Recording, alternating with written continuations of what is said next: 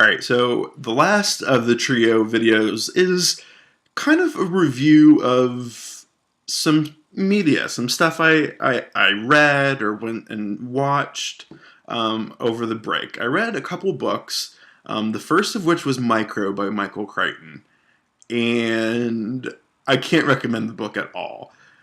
It has an interesting premise, and I'm going to go ahead and say spoiler alert for the entire video. So if you want to read any of the books I'm going to talk about or see the movies, you should probably stop when I say the first one that you are interested in.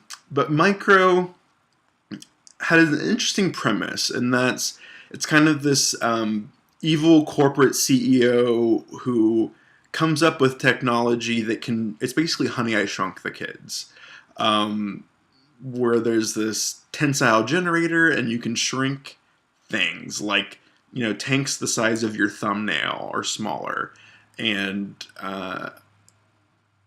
it basically unravels from there. I think the premise itself was awesome, the ability to shrink things, but they kind of gave the evil CEO kind of like a comic book villain, like like he's crazy, and it just kind of got corny.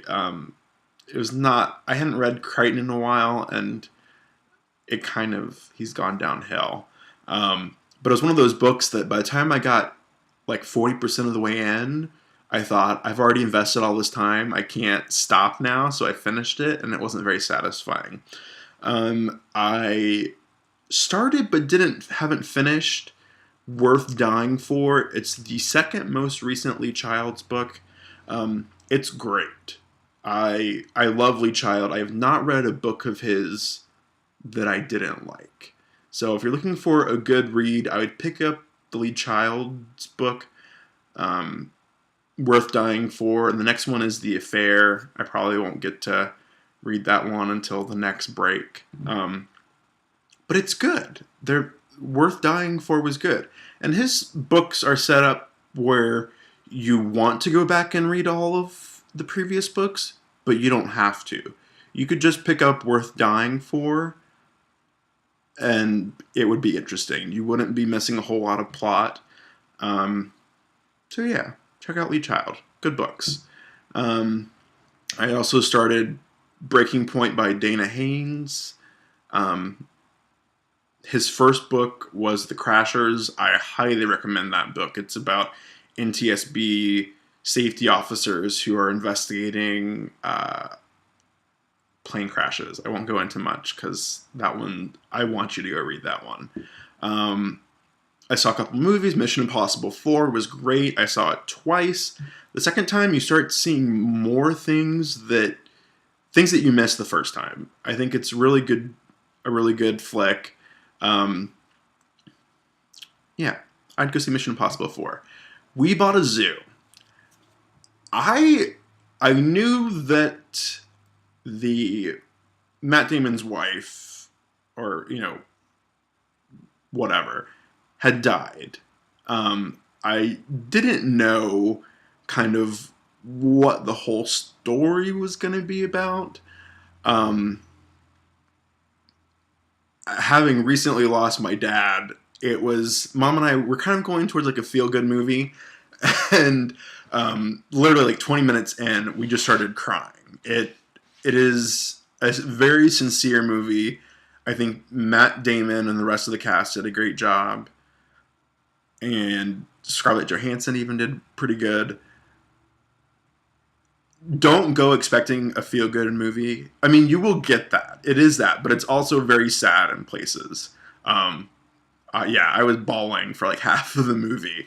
But I think it's good. It was really good. I want to go see it again. But no, that was good. And the new series of Sherlock started.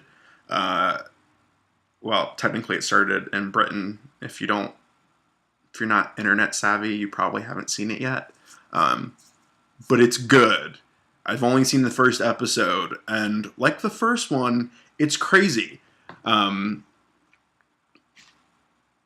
He's amazing, and he's signed up to play a villain, I believe, in the next Star Trek. So I'm so thrilled. Benedict Cumberbatch, I think that's his name. Very good looking, a great actor. He's a joy to watch. So yeah, check all that stuff out. Minus Micro. You should definitely check out Lee Child's Mission Impossible, We Bought a Zoo, and Dana Haynes' book, Breaking Point. And Sherlock.